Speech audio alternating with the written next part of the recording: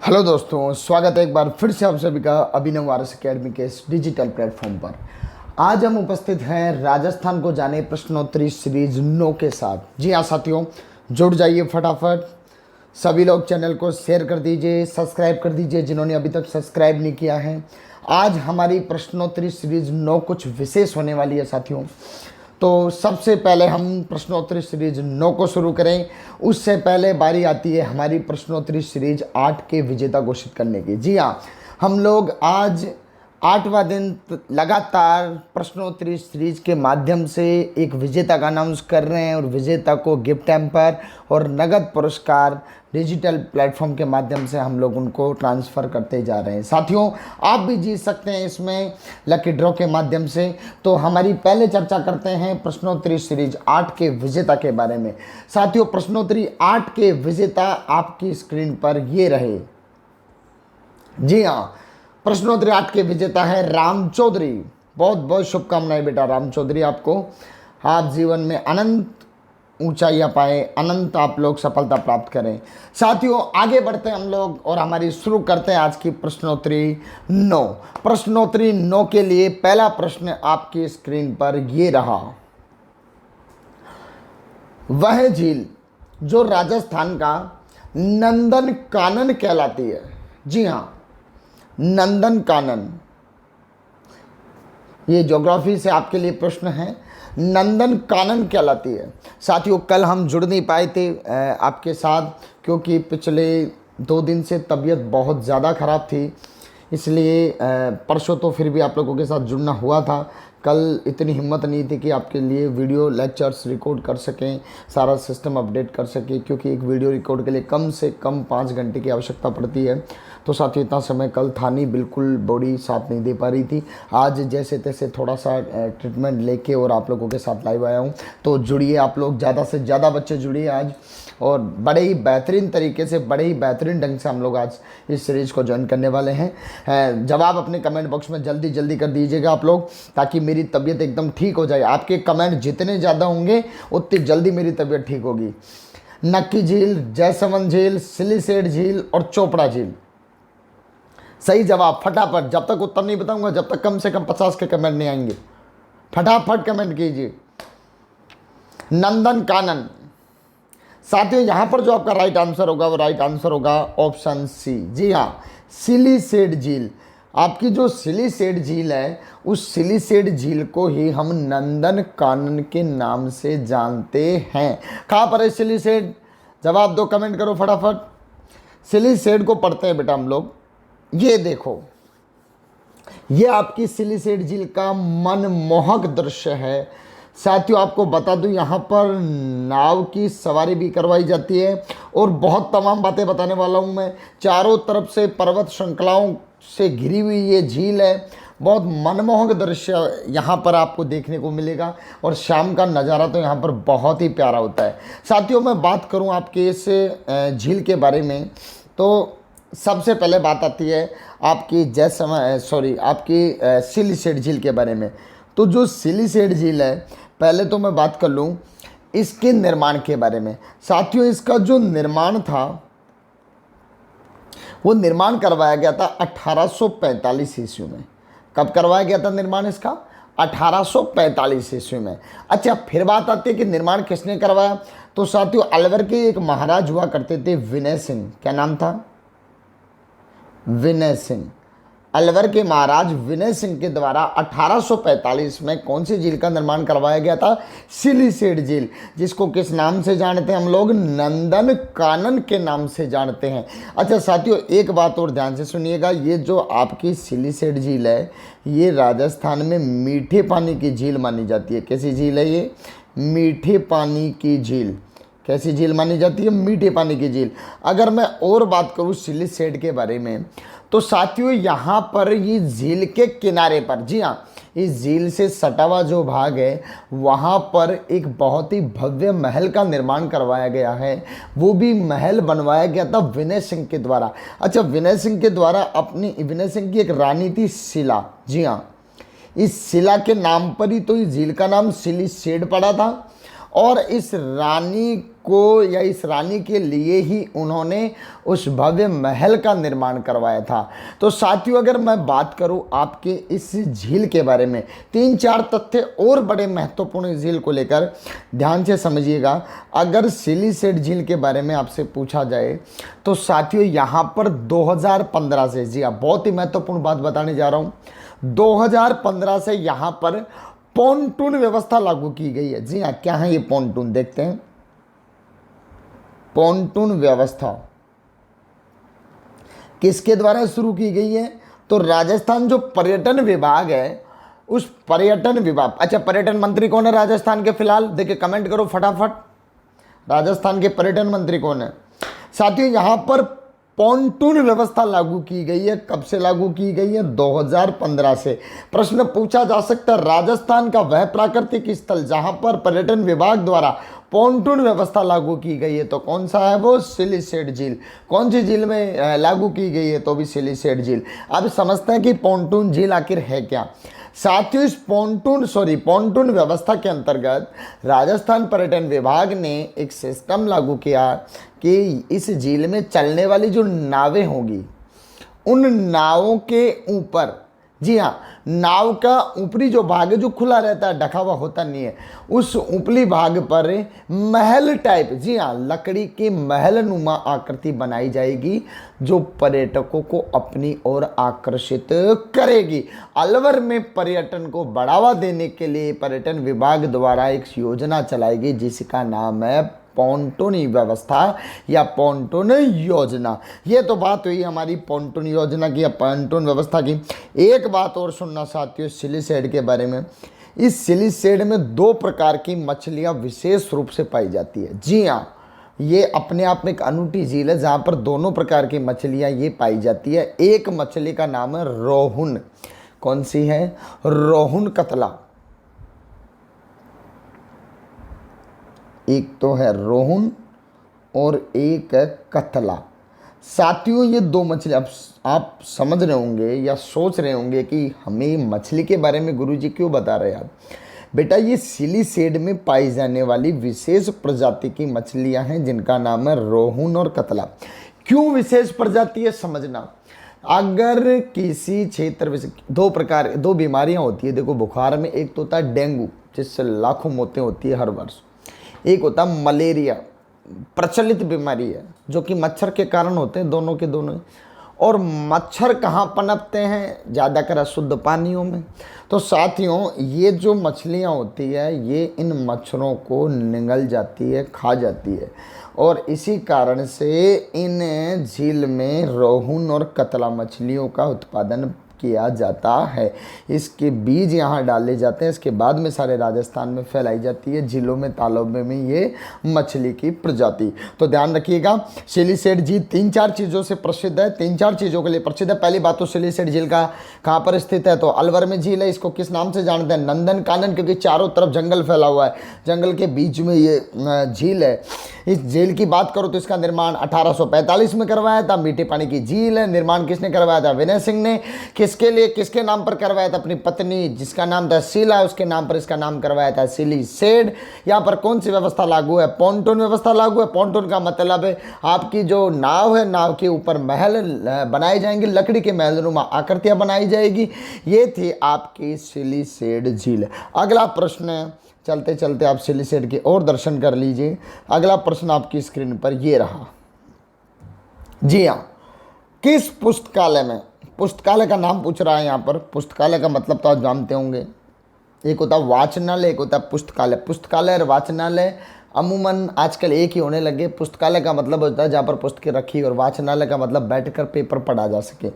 किस पुस्तकालय में खजूर के पत्तों पर, जी हाँ, बहुत ही अटपटा प्रश्न है, खजूर के पत्तों पर लिखी हुई पांडुलिपियों का संग्रह मिला है? जवाब दीजिए फटाफट। श्री सरस्वती पुस्तकालय, पुस्तक प्रकाश भंडार, अनूप पुस्तकालय या पोथी खाना? जवाब फटाफट कमेंट बॉक्स में डालिए। ये वीडियो खराब तबीयत के चलते हुए आप लोगों के सामने है, तो मुझे प्रेरित आप लोग कर पाएंगे जिस प्रकार से क्लासरूम में आपको प्रेरित करने का काम हमारा होता है। इस ऑनलाइन माध्यम में प्रेरित करने का माध्यम आप लोग होते हैं। आप जितना ज़्यादा कमेंट्स करेंगे, जितने ज़्यादा इस वीडियो को शेयर करेंगे, जितने ज़्यादा सब्सक्राइब्स बढ़ाएंगे, उतने ही टीचर्स प्रेरित होते हैं। ये आपका अभिनव ही नहीं, कोई सा भी डिजिटल प्लेटफॉर्म हो, सभी जगह ये रूल अप्लाई होता है। जवाब दीजिए फटाफट साथियों। यहाँ पर जो आपका राइट आंसर होगा वो राइट आंसर होगा ऑप्शन सी। जी हाँ, अनूप पुस्तकालय। अब यहाँ पर 2-4 बातें हमारे सामने आ जाती हैं कि साहब अनूप पुस्तकालय कहाँ है, पहली बात। दूसरी बात आती है कि साहब ये पांडुलिपियाँ होती क्या, आखिर क्या बीमारी होती है पांडुलिपियाँ। और आपसे तो हमें आशा है ही है क्योंकि आप इतिहास के व्याख्याता हैं। तो साथियों यहाँ पर जो पांडुलिपि है इनको समझते हैं। अनूप पुस्तकालय की तो पहले समझ लो। अनूप पुस्तकालय कहाँ पर है देखिए, कमेंट करना मुझे फटाफट। कितने देखे बैठे हैं यहाँ पर बढ़िया बढ़िया व्यक्ति लोग। जी हाँ, अनूप पुस्तकालय है आपके बीकानेर में। कहाँ पर है? बीकानेर में। अब बात अपनी आती है साहब ये पांडुलिपि क्या होती है। ये देखो, दिख रही है आप लोगों को, बहुत अच्छी तरीके से आपके स्क्रीन पर आपको दिखाई दे रही होगी पांडुलिपि। इसे कहते हैं पांडुलिपि। अब इसमें क्या विशेष है समझना एक बात। पहले तो इसकी परिभाषा पूछी जा सकती है पांडुलिपि की। आरएएस में भी 15 शब्दों का ये प्रश्न पूछा जा सकता है। प्री में अगर होगा तो ऑब्जेक्टिव टाइप क्वेश्चन पूछा जा सकता है। ध्यान दीजिएगा, पांडुलिपि का मतलब होता है हस्तलिखित ग्रंथ। जी हाँ, हस्तलिखित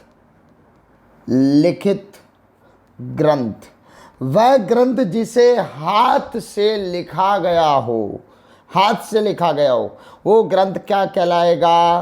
पांडुलिपि कहलाएगा। आपको ये पांडुलिपि दिखाई दे रही होगी आपकी स्क्रीन पर। इस पांडुलिपि में इनका जो अक्षर है, बनावट है, वो पूरी तरीके से कहाँ से लिखी हुई है? हाथ से लिखी हुई है। साथियों अगर बात करूँ मैं इस पांडुलिपियों की, तो इन पांडुलिपियों को हम लोग 2-3 नामों से और जानते हैं। इनको मैंने बताया हस्तलिखित तो हम जानते हैं, हस्तप्रति भी इनको कहते हैं हम लोग। ध्यान रखना, हस्तप्रति यानी हाथ से लिखी हुई प्रति। इसी को हम लोग लिपि ग्रंथ के नाम से भी जानते हैं। जी हाँ, लिपि ग्रंथ। तो आप हस्तप्रति कह दीजिए, लिपि ग्रंथ कह दीजिए, हस्तलिखित ग्रंथ कह दीजिए, या आप पांडुलिपि कह दीजिए। बात एक ही है। पांडुलिपियों की फिर बात आती है कि साहब लिखी कहीं पर जाती थी। तो बेटा जी ये विशेष रूप से अगर उपलब्ध हो जाए तो कागज पर, कागज नहीं मिले तो छाल पर, वृक्षों की जो छाल होती है उस पर भी पांडुलिपियाँ लिखी गई है। अगर उपलब्ध हो जाए तो धातु पर भी लिखी गई है, और पेड़ के पत्तों पर, जैसा कि आपको प्रश्न पूछा गया खजूर के पत्तों पर, तो ये पांडुलिपियाँ इन पर लिखी जाती थी। दूसरी बात, फिर बात आती है कि साहब ये यहाँ पर ऐसे क्यों लिखी जाती थी? क्योंकि उस समय मुद्रण की व्यवस्था नहीं थी या सुलभ नहीं थी। हर व्यक्ति की पहुँच मुद्रण तक नहीं थी, इसलिए हर व्यक्ति वहाँ तक अपनी अप्रोच नहीं कर पाता था, अपनी भावनाओं को उखेरना चाहता था, तो वो इन पांडुलिपियों के माध्यम से अपनी भावनाओं को लिख पाता था। और इस प्रकार के खजूर के पत्तों पर लिखी हुई पांडुलिपियाँ हमें कहाँ से प्राप्त होती है? अनूप पुस्तकालय से प्राप्त होती है। जी हाँ, अगले प्रश्न की ओर हम बढ़ते हैं। अगला प्रश्न आपकी स्क्रीन पर ये रहा। जिन बालकों ने अभी तक भी वीडियो शेयर नहीं किया है वो प्लीज़ आप लोग वीडियो को शेयर कर दीजिए, ज़्यादा से ज़्यादा शेयर कीजिए। एक बालक मुझे पता है चाहे तो वो कम से कम 2 प्लेटफॉर्म पर तो शेयर मार सकता है। फेसबुक पर अपनी आईडी पर शेयर, फालतू की फ़ोटोएं शेयर करते रहते हो, डीपी मुंह को 4 तरीके से बना के शेयर करते रहते हो। आप लोग ये जो काम की चीज़ है, जो पढ़ाई से संबंधित चीज़ है, इसको शेयर नहीं करोगे। अच्छी चीज़ होगी उसको लाइक और शेयर नहीं मारोगे। फालतू की किसी की डीपी दिख रही है वहाँ पर आप 50 शेयर मार देते हो। ध्यान दो, इन चीज़ों को अधिक से अधिक फैलाने की आवश्यकता है। ये शैक्षिक माध्यम है, हर आवश्यकता वाले बालक के पास अगर ये पहुँचे तो इसका वास्तविक उपयोग हो पाएगा। अगला प्रश्न हमारा वीर तेजाजी महाराज। सबसे पहले वीर तेजाजी भगवान की जय और उनको सत सत नमन। वीर तेजाजी का संबंध नागौर से था बिल्कुल, लेकिन राजस्थान में तेजाजी की सर्वाधिक स्थान को बोलते हैं थान। क्या बोलते हैं? थान। और पुजारी को क्या बोलते हैं? कमेंट करो फटाफट। तेजाजी को पुजारी को क्या बोलते हैं? स्थान को तो थान बोलते हैं, पुजारी को क्या बोलते हैं? तेजाजी का जन्म कहाँ हुआ था? कमेंट करो फटाफट। कितने एक्टिव हो देखे आप। तो बात करते हैं प्रश्न की ओर। कहाँ बने हुए हैं? मतलब जन्म तो इनका नागौर से था, संबंध नागौर से था, फिर इनके सर्वाधिक मंदिर कहाँ पर है? ऑप्शन बूंदी, अजमेर, बारा या चित्तौड़। सही जवाब कमेंट करो फटाफट। 10 सेकंड आप लोगों के पास है।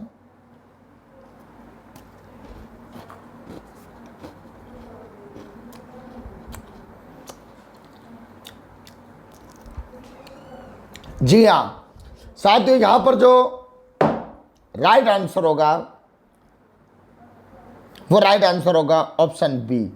जी हाँ, तेजाजी के सर्वाधिक जो स्थान बने हुए हैं वो स्थान बने हुए हैं अजमेर राजस्थान में। जी हाँ, और अजमेर में ही इनको धोलियावीर के नाम से भी जानते हैं। धोलियावीर। फिर बात आती है धोलियावीर क्यों कहते थे इनको, तेजाजी को?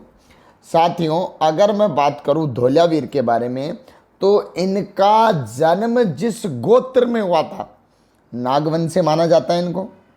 और बहुत बड़ी कहानी है नागवंश की भी।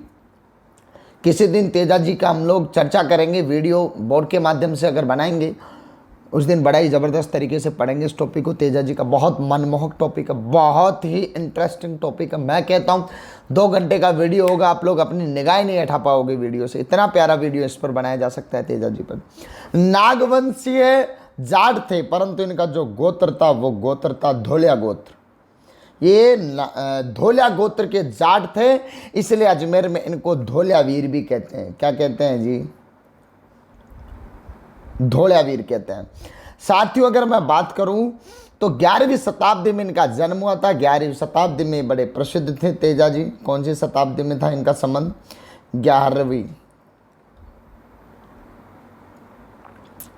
11वीं शताब्दी। अगर मैं बात कर लूँ तेजाजी के बारे में, छोटी सी मैं बता दूं आपको। पिताजी का नाम इनका ताहड़ जी था, माता जी इनकी राजकुंवर थी। अगर इनकी बात की जाए तो सर्वत्र पूजे जाने वाले, राजस्थान में सर्वत्र पूजे जाने वाले एकमात्र लोक देवता है तेजाजी। साथियों अगले प्रश्न की ओर हम बढ़ते हैं। देखो इतनी डिटेल्स हम लोग ज़्यादा नहीं कर पाएंगे इनकी। मैं इतना काम कर देता हूं कि आपके मन में एक आग लगाने का मैं काम कर रहा हूं। जी हाँ, अब उस आग को कब बुझा पाओगे आप? जब अपनी कॉपियों के, किताबों के पन्ने पलटोगे। मुझे पता है मैं आपके सामने अगर डेली के 2 प्रश्न या 5 प्रश्न या 10 या 15 या 20 प्रश्न रख रहा हूं तो इन हर 20 प्रश्नों को आप लोग जरूर खोजने का प्रयत्न कर रहे होंगे और इनकी सारी डिटेल आप लोग पढ़ रहे होंगे। तो डेली के आपके कम से कम 10 से 15 से 20 टॉपिक पूरे हो रहे होंगे। साथियों हम लोग और विस्तृत चर्चाएं करेंगे, पर वो चर्चाएं कब करेंगे? क्योंकि ये प्रश्नोत्तरी सीरीज चल रही है। चर्चाएं हमारी विशेष वीडियो के माध्यम से होगी। अगली बात करते हैं हम लोग शुरू। अगला प्रश्न आपकी स्क्रीन पर, निम्न जनजातियों का, कुछ जनजातियों के मैंने नाम दिए नीचे, निम्न जनजातियों का उनके सर्वाधिक बाहुल क्षेत्र से मिलान कीजिए। जी हां, निम्न जातियों का उनके सर्वाधिक बाहुल क्षेत्र से मिलान कीजिए। मिलान कर लो फटाफट, आगे ऑप्शन बताता हूं मैं, पहले मिलान कर लो यहीं पर।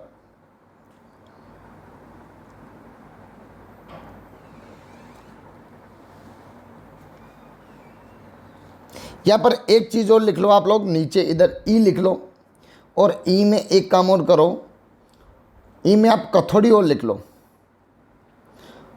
और कथोड़ी के आगे इधर 5वें नंबर पर डाल लो आप उदयपुर को। अब करो फटाफट मिलान। अरे समझ में नहीं आया आपके शायद। इधर डी है, डी के नीचे एक और रख लो, ई और रख लो, ताकि पूरा ही क्लियर हो जाएगा आपका।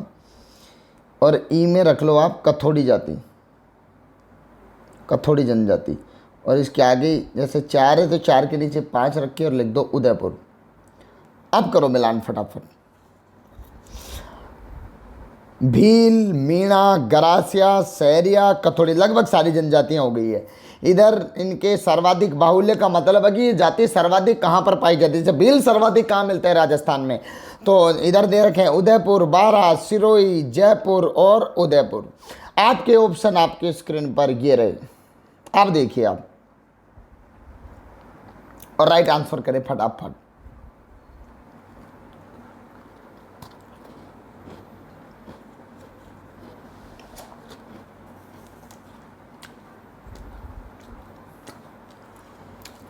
कमेंट जल्दी करें।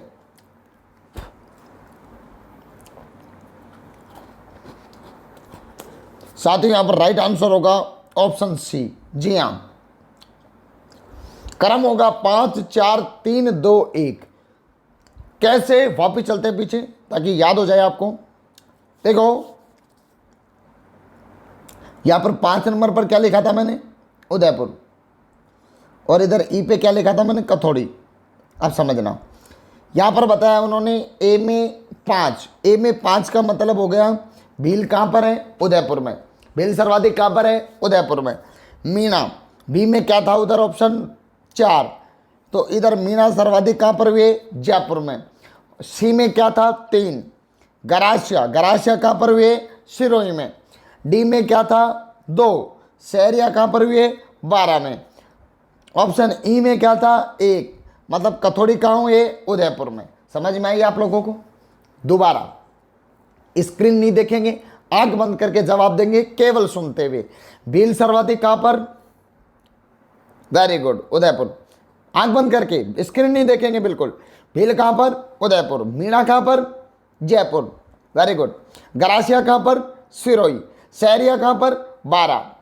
कथौड़ी कहां पर, उदयपुर। बहुत बढ़िया, शाबाश। आगे चलते हैं अगले प्रश्न की ओर। अगला प्रश्न आपके स्क्रीन पर ये रहा। राजस्थान में, राजस्थान का मनखारो मेलो बहुत चर्चित मेला है। मनखारो मेलो आदिवासियों का मेला है। कौन से आदिवासियों का है, देखिए कमेंट करो एक बार। मनखारो मेलो कहां आयोजित होता है। जी हां, मनखारो मेलो कहां आयोजित होता है, कमेंट करो फटाफट उत्तर। रामदेवरा, जैसलमेर, पुष्कर, अजमेर, माउंट आबू, सिरोही या मातृकुंडिया, चित्तौड़। यहां पर जो आपका राइट आंसर होगा साथियों, वो राइट आंसर होगा ऑप्शन सी। जी हां, माउंट आबू, माउंट आबू सिरोही में। अब थोड़ा सा अनुमान आप लगा लीजिए कि माउंट आबू में कौन सी जनजाति है। ऑटोमेटिक उत्तर आएगा आपके, कौन सी अभी जस्ट पढ़ा हमने। जी हाँ बिल्कुल, वेरी गुड, बहुत बढ़िया, गरासिया जनजाति। और सहरिया कहां पर थी, 12 में। बहुत बढ़िया, शाबाश। तो गरासिया जाति का प्रसिद्ध मेला भरता है यहाँ पर माउंट आबू सिरोही में, जिसको राजस्थान का मनखारो मेलो भी कहते हैं साथियों। वैसे इसको सियावर, जी हाँ, सियावर का गोर मेला भी कहते हैं। इसको किस नाम से जानते हैं, इसको सियावर का गोर मेला या सियावा का गोर मेला भी कहते हैं इसको। और ये गरासिया जनजाति का प्रसिद्ध मेला है जो राजस्थान के माउंट आबू सिरोही में प्रतिवर्ष लगता है। अगले प्रश्न की ओर बढ़ते हैं। अगला प्रश्न आपकी स्क्रीन पर ये रहा। लोक वाद्य यंत्र, वाद्य यंत्र से प्रश्न है।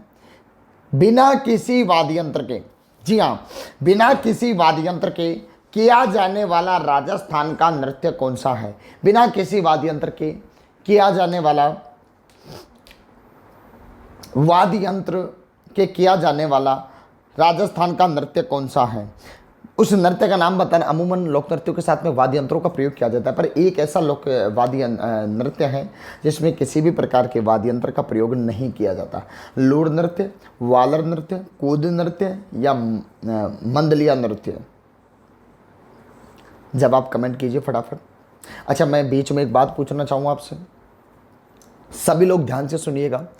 मैं प्रत्येक क्लासरूम में भी बालकों से कहता रहता हूँ, आरएएस में तो हमने कंपलसरी कर रखा है इस चीज़ को, आरएस के जो बच्चे वीडियो देख रहे होंगे वो तो बिल्कुल परिचित होंगे इस बात से कि आरएस की तैयारी करने का मतलब है कि आप लोगों को राजस्थान माध्यमिक शिक्षा बोर्ड की सारी पुस्तकें, वह बालक जो कि अभिनव आरएस एकेडमी के बाहर के बच्चे हैं जो वीडियो देख रहे हैं वो मेरी बात को ध्यान से सुनिएगा, और अभिनव वाले तो सुनने हैं साथियों।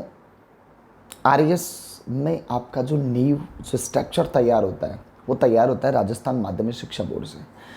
ये एक आपके लिए सुअवसर है, इसको आप नेगेटिव में ना लें, पॉजिटिव सिस्टम के अंतर्गत लें।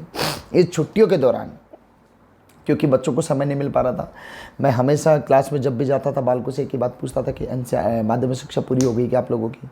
बच्चे कहते थे सर यहाँ का बर्डन बहुत ज़्यादा है, यहाँ की पढ़ाई बहुत ज़्यादा होती है, हम लोग घर पे जाके 2 बजे तक हमारा काम नहीं हो पाता क्योंकि हमें न्यूज़पेपर रीड करना पड़ता है, करंट डेली की बनानी होती है, डेली अगर 4 लेक्चर्स चल रहे हैं तो 4 को हमें वहाँ पर 8 घंटे देने होते हैं, तो सर बहुत बुरी स्थिति है। परंतु बेटा अब आपके पास समय है, अब आप इन छुट्टियों का उपयोग करो। जिस बालक ने अब तक भी अगर माध्यमिक शिक्षा बोर्ड की किताबें नहीं पढ़ी है, मैं उन सभी बालकों से आग्रह करूंगा कि अपने आप के साथ धोखा मत करो।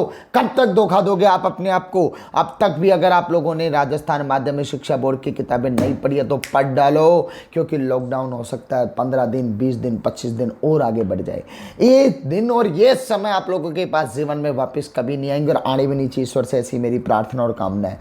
तो राजस्थान माध्यमिक शिक्षा पूरी कर दो। जिन बच्चों की राजस्थान माध्यमिक शिक्षा बोर्ड की किताबें कंप्लीट हो गई है, कहां से कहां तक पढ़ रहे हो आप लोग? कक्षा 6 से लेकर, जी हाँ। और मैंने कुछ ही क्लासों में तो मैंने जिन बच्चों का थोड़ा नींव कमजोर है या बिल्कुल ही जो लोग अब जाकर प्रेरित हुए हैं, काफ़ी बच्चे ऐसे होते हैं जो कि 12 तक तो क्या केयरफुली कम करते ही नहीं है, 12 तक तो वो 40, 45, 48 ले देकर पास हो जाते हैं, पर उनकी एकाग्रता मतलब एकदम आती है कि यार सर हमें तो पढ़ना है। तो ऐसे बालक कक्षा 4 से या 3 से अगर किताबें आपको मिल जाए तो वहीं से पढ़ना शुरू कर दो उनको, और आप लोग कक्षा 10 तक की तो 100% कंप्लीट कर दो। पूरी किताबें पढ़नी है, जिसमें आपकी सोशल साइंस हो गई, जिसमें आपकी विज्ञान हो गई, ये तो आप छोड़िए नहीं। इसके बाद 11वीं की आप लोग पॉलिटिकल पढ़ लीजिए, 11वीं 12वीं की हिस्ट्री पढ़ लीजिए, आप अर्थशास्त्र पढ़ लीजिए, आप भूगोल पढ़ लीजिए। आप ये आपके लिए बहुत रामबाण औषधि के रूप में बता रहा हूँ। अगर जिन बच्चों की राजस्थान माध्यमिक शिक्षा पूरी हो गई, एनसीईआरटी को उठा डालो। जी हाँ, एनसीईआरटी का तात्पर्य आप लोगों की जो नई किताबें, नया सिलेबस जो चल रहा है, एनसीईआरटी की किताबों में भी कक्षा 3, अरे 3 में बहुत प्यारी प्यारी चीज़ें उठा के तो देखना कभी। कक्षा 3 से लेकर और 10 तक की पूरी किताबें पढ़ डालो। मैं देखता हूँ कौन सा बालक ऐसा है जिसको आरएएस की परीक्षा से दूर रखा जा सके, अगर उसने माध्यमिक शिक्षा बोर्ड और एनसीईआरटी कंप्लीट कर दी और आरएएस एकेडमी, अभिनव आरएएस एकेडमी से अगर कंप्लीट उसका सिलेबस हो गया, तो मैं वादा करता हूं वो दिन दूर नहीं जब आप लोग पहले प्रयास में आरएएस की परीक्षा को पास कर और अपने गंतव्य स्थान तक पहुंच पाओगे। प्रश्न की ओर बढ़ता हूं मैं। बिना किसी वाद्य यंत्र के किया जाने वाला राजस्थान का नृत्य कौन सा है? साथियों, यहां पर जो आपका राइट आंसर होगा वो राइट आंसर होगा वालर नृत्य। जी हाँ, वालर एक ऐसा नृत्य है साथियों जिसमें किसी भी प्रकार के वाद्य यंत्र का प्रयोग नहीं किया जाता है। अच्छा, वाद्य यंत्र का प्रयोग नहीं किया जाता तो फिर होता कैसे ये नृत्य? ध्यान से सुनिएगा। देखो, वालर नृत्य की बात बता रहा हूँ। एक घेरा बना लेते हैं ये गोल गोल टाइप का, जी, और इस घेरे में स्त्री और पुरुष दोनों खड़े हो जाते हैं। तो ये दोनों का नृत्य, ध्यान रखना, सामूहिक नृत्य स्त्री और पुरुष। इसमें स्त्रियां भी भाग लेती है प्लस पुरुष भी भाग लेते हैं। अच्छा, स्त्री और पुरुष भाग लेते हैं साथियों। उनके जो कदमों की जिसको मैं बोलूं कदमों की आहट या कदमों की चलचलाहट, उसके माध्यम से जो ध्वनि उत्पन्न होती है ना, वो इतनी प्यारी होती है कि उसके माध्यम से उनको ऑटोमेटिक वो नृत्य करने पर प्रेरित हो जाते हैं। तो मेरा कहने का तात्पर्य ये कदमों की आहट पर, कदमों की आहट पर नृत्य किया जाता है ये, ठीक है ना। अच्छा, ये कहाँ पर प्रसिद्ध है, कहाँ का प्रसिद्ध है वालर नृत्य? तो साथियों ध्यान रखना, ये सिरोही क्षेत्र का प्रसिद्ध है। आप लोग वैसे तो कहीं पे भी कर सकते हैं, पर सिरोही का सर्वाधिक प्रसिद्ध माना जाता है वालर नृत्य। और इस वालर नृत्य पर भारत सरकार द्वारा डाक टिकट भी जारी किया गया था। अगर मैं बात करूं इस वालर नृत्य की, तो ये होली के अवसर पर ये नृत्य का आयोजन किया जाता है आदिवासी समाज के द्वारा। साथियों आगे बढ़ते हैं हम लोग, आगे बढ़े। अगला प्रश्न आपकी स्क्रीन पर ये रहा, राजस्थान जनसंख्या घनत्व 2011। ये लो जी, अभी तक मुझे पता है। अच्छा, कितने बालकों ने 2011 की जनगणना कंप्लीट कर रखी है? देखो, इसे कहते हैं लापरवाही की हद। 2011 में जनगणना आई थी हमारी, अरे 2021 वाली आने वाली है, परंतु काफ़ी मेरे विद्वान ऐसे साथी बैठे हुए हैं अभी भी मेरे स्क्रीन बोर्ड के सामने, जिनको अभी भी 2011 की जनगणना याद नहीं है। अब बता, हद होती है, हद होती है। 10 साल तक आप लोग याद नहीं कर पाए, अरे अब तो याद कर लो यार। आप लोग इस चिंता में ना रहो कि मैं 2021 वाली याद करूंगा, क्योंकि 2021 के आंकड़े आएंगे 22-23 तक, और आप लोग 23 तक तो एग्ज़ाम दे चुके होंगे, काफ़ी तो ओवरेज हो चुके होंगे। तो इसी को याद कर लो मेरे भाइयों एक बार फिर से। राजस्थान की जनसंख्या घनत्व 2011 के अनुसार आरोही क्रम में व्यवस्थित जिलों का सही क्रम है। अब काफ़ी के तो प्रश्न समझ में नहीं आया होगा, मैं एक बार दोबारा एक्सप्लेन कर देता हूँ। राजस्थान जनसंख्या घनत्व देखना आपको 2011 के अनुसार आरोही क्रम में, आरोही का मतलब बढ़ते क्रम में, व्यवस्थित जिलों का सही क्रम है। समझ आ गया होगा।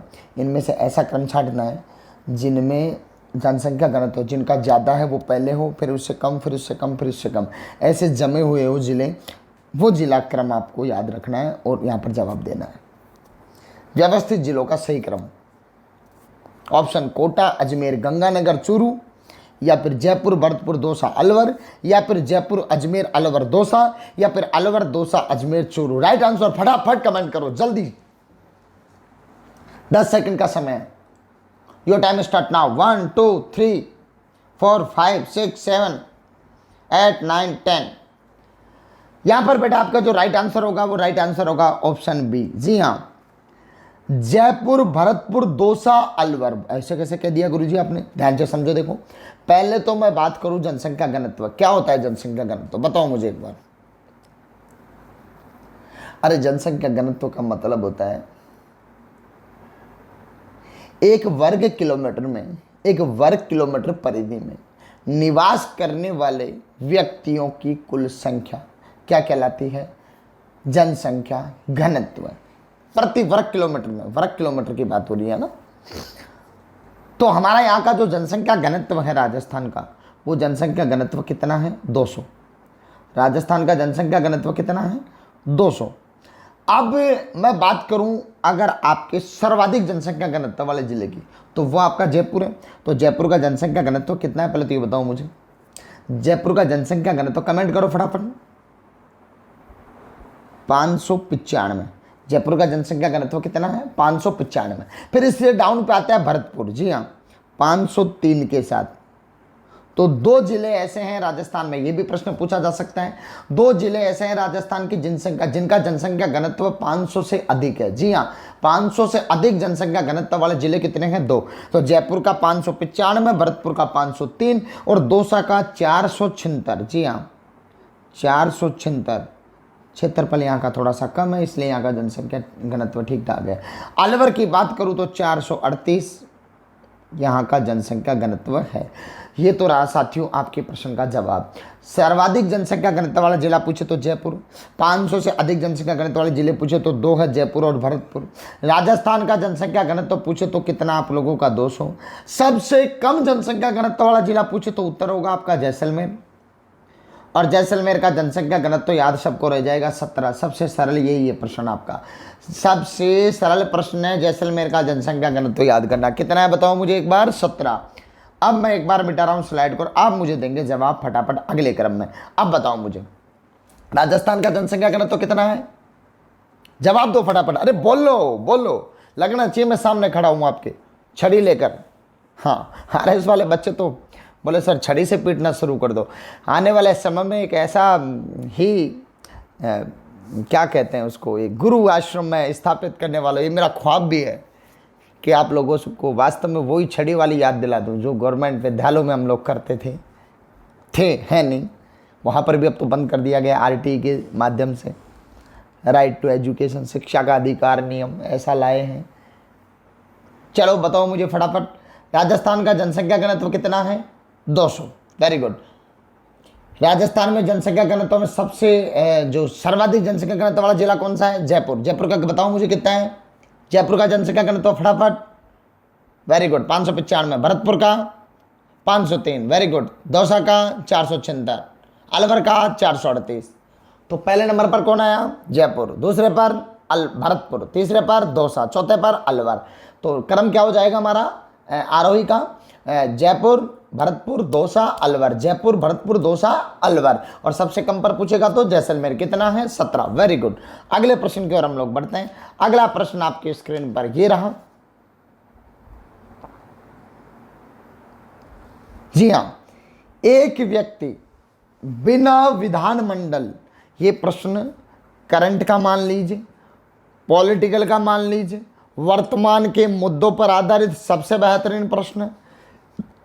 एक व्यक्ति बिना विधानमंडल का सदस्य होते हुए भी कितने समय तक मंत्री पद पर रह सकता है? जी हां, एक व्यक्ति बिना विधानमंडल, विधानमंडल क्या होता है? अरे विधानमंडल का मतलब, विधानमंडल के कितने सदन होते हैं बताओ देखिए? जी हाँ, विधानमंडल के 2 सदन होते हैं। एक कौन सा होता है मैं बताता हूँ आगे, पहले इसको समझो। यहाँ पर दो उत्तर। एक व्यक्ति बिना विधानमंडल का सदस्य होते हुए भी कितने समय तक मंत्री पद पर रह सकता है? पहली बात तो ये प्रश्न क्यों इंपॉर्टेंट है, क्यों वर्तमान में हाईलाइट है, इसका भी कारण बताऊंगा। उत्तर दो पहले यहाँ पर फटाफट, जल्दी जवाब दो।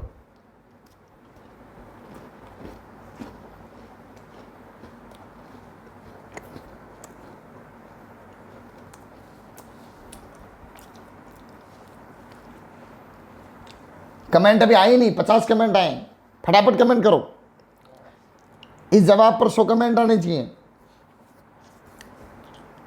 जी हाँ, राइट आंसर ऑप्शन बी, अर्थात 6 महीने तक वो विधानमंडल का सदस्य न होते हुए भी मंत्री पद पर रह सकता है।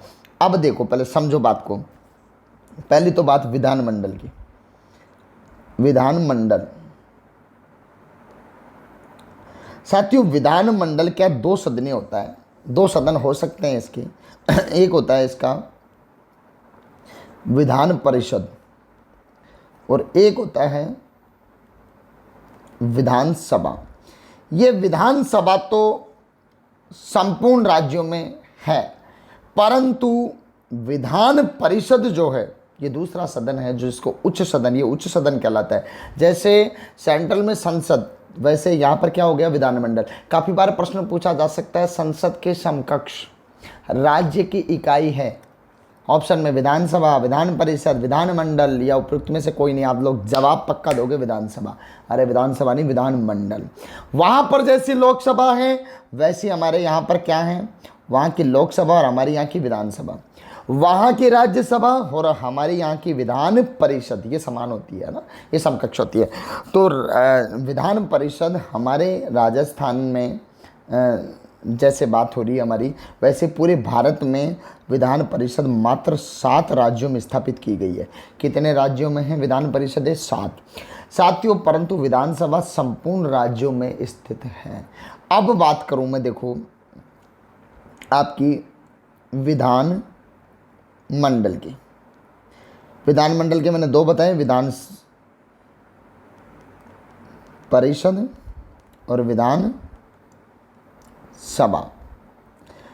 अब कोई व्यक्ति साथियों ऐसा है, मान लो पार्टी का जबरदस्त कार्य करता है, परंतु सब पार्टी ने उसको चुनाव में उतारा नहीं। अब जो ही पार्टी को बहुमत मिल गया, पार्टी मुख्यमंत्री बनाना चाहती है और मुख्यमंत्री पद का कोई प्रबल दावेदार नहीं हुआ, तो फिर एक ऐसे व्यक्ति को उठाकर लाती है जिसको मुख्यमंत्री के पद पर बैठा दिया जाता है। अब साहब वो मुख्यमंत्री बन तो रहा है या फिर कोई मंत्री बन रहा है, मंत्री भी यहाँ पर प्रश्न अपना मंत्री संबंधित, मंत्री हो या मुख्यमंत्री हो, ये दोनों ही बनाए जा सकते हैं। तो वो विधानमंडल का सदस्य नहीं है, मतलब ना तो विधान परिषद का है ना ही विधानसभा का है। फिर भी उसको मुख्यमंत्री या मंत्री, कैबिनेट मंत्री बनाया जा सकता है, परंतु उसकी अवधि रहेगी 6 माह तक। उसको 6 महीने के अंदर अंदर या तो विधान परिषद से या विधानसभा से चुना जाना आवश्यक है।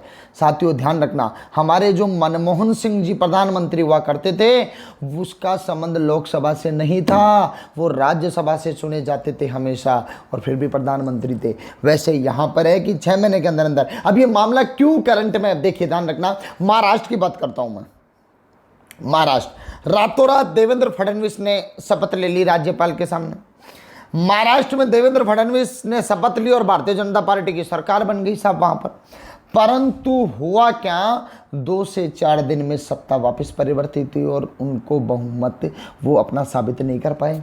साथियों रातों रात वहाँ पर कांग्रेस और आपकी जो राजग है, इनमें समझौता हुआ और वहाँ पर महाराष्ट्र में शिवसेना को लेकर, शिवसेना की वहाँ पर सरकार बनी, तीनों की मिलीजुली सरकार बनी थी। और उसमें जो आपके ठाकरे हैं वो वहाँ के जो मुख्यमंत्री बने। अब साहब ठाकरे के सामने एक बहुत बड़ा सवाल है कि वो ना तो विधान परिषद के सदस्य हैं, ना विधानसभा के परिषद सदस्य हैं, परंतु साथियों उनका 6 महीने का कार्यकाल लगभग मई में ख़त्म होने वाला है, अब तक भी वो इलेक्टेड नहीं हुए। अगर वो चुने नहीं गए तो उनको त्याग पत्र देना पड़ेगा। तो अब उनके सामने बहुत बड़ा संकट की स्थिति है ये इस समय, क्योंकि इस समय चुनाव करवाना बहुत मुश्किल काम है, क्योंकि वैश्विक महामारी यहाँ पर लगी हुई है। अब क्या परिस्थितियाँ बनती है आगे देखेंगे हम लोग इस बात को लेकर। तो कुल मिलाकर कोई भी व्यक्ति जो, चाहे वो विधानमंडल या उधर आपकी जो संसद का सदस्य हो या नहीं हो, वो 6 महीने तक मुख्यमंत्री या प्रधानमंत्री या आपका मंत्री या कैबिनेट मंत्री रह सकता है। अगले प्रश्न की ओर बढ़ते हैं। अगला प्रश्न आपकी स्क्रीन पर ये रहा। राजस्थान में पहला भूकंप मापी केंद्र, जी हाँ, राजस्थान का पहला भूकंप मापी किससे किया जाता है भूकंप का मापन? देखिए बताओ मुझे, कमेंट करो। भूकंप मापने का यंत्र कौन सा होता है?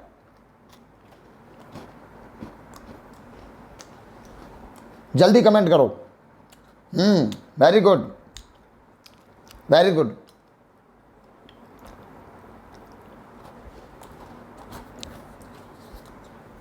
वेरी गुड, बहुत बढ़िया, शाबाश। प्रश्न की ओर बढ़ते हैं। यहां प्रश्न पूछ रहा है कि राजस्थान में पहला भूकंप मापी केंद्र कहाँ स्थापित किया गया? भूकंप मापी केंद्र का मतलब है जहां से भूकंप की तीव्रता के बारे में, उसके केंद्र के बारे में पता लगाया जा सके। उस यंत्र की स्थापना कहाँ पर की गई है? जयपुर, चित्तौड़, अजमेर या अलवर? जवाब दीजिए फटाफट। साथियों राइट आंसर होगा अजमेर। जी हाँ, अजमेर में राजस्थान का पहला भूकंप मापी केंद्र स्थापित किया गया था। और एक बात और बता देता हूं, अगला जो दूसरा यंत्र स्थापित किया जा रहा है, सेकंड यंत्र स्थापित किया जा रहा है गंगानगर में, श्री गंगानगर में। जी हाँ, श्री गंगानगर में राजस्थान का दूसरा भूकंप मापी केंद्र स्थापित होगा। और पहला कहाँ पर है? अजमेर में। मैं दिखाता हूँ, देखो आपको भूकंप की जो मापन किया जाता है वो किया जाता है आपके सिस्मोग्राफ यंत्र से। ये देखो सिस्मोग्राफ होता है, ये कुछ इस प्रकार की संरचना होती है इसकी, जिसको ज़मीन के अंदर व्यवस्थित किया जाता है।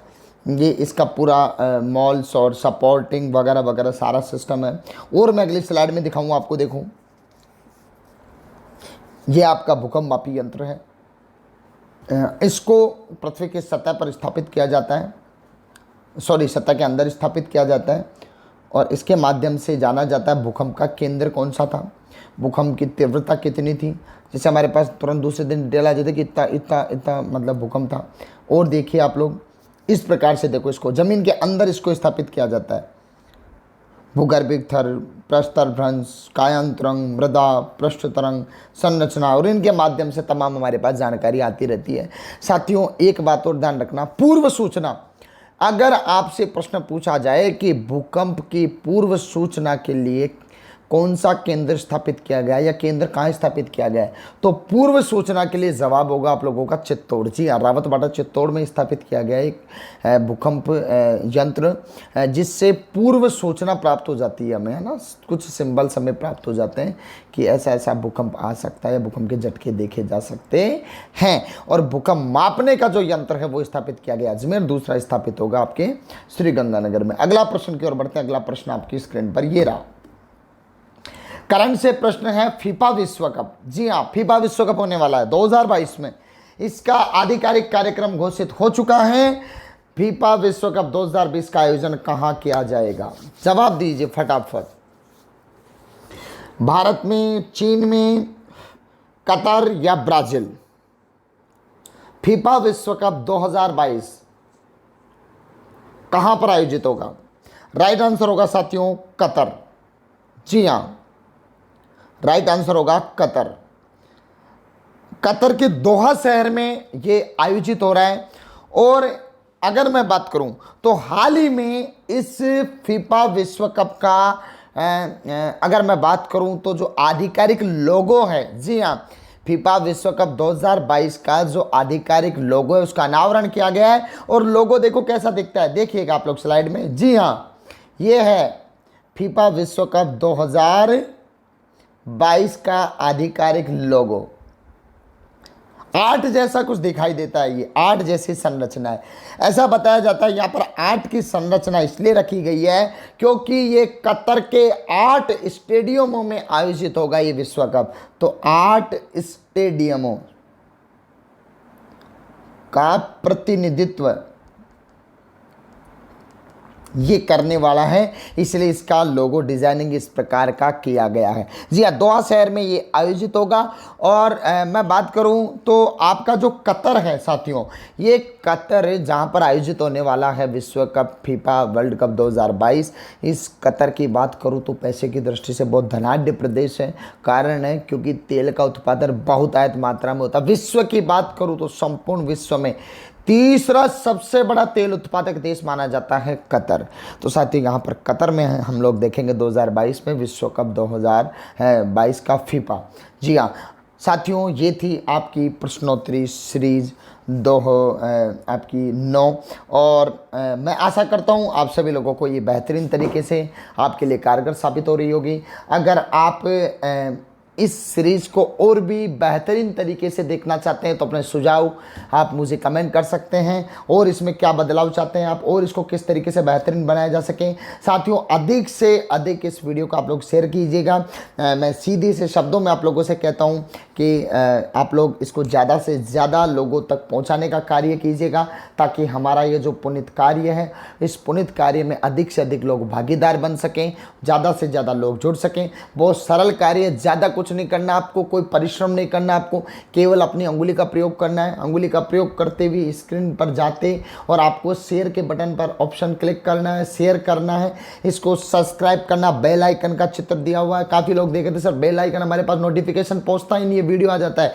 ये बेल आइकन का चित्र दिया हुआ है यहाँ पर। Follow on all social media for all latest update Abhinav RS academy. तो आप लोग प्लीज़ बेल आइकन को प्रेस कीजिएगा। आपको अगले दिवस तक के लिए बहुत बहुत शुभकामनाएं। हमारी मुलाकात होगी कल, तब तक के लिए बहुत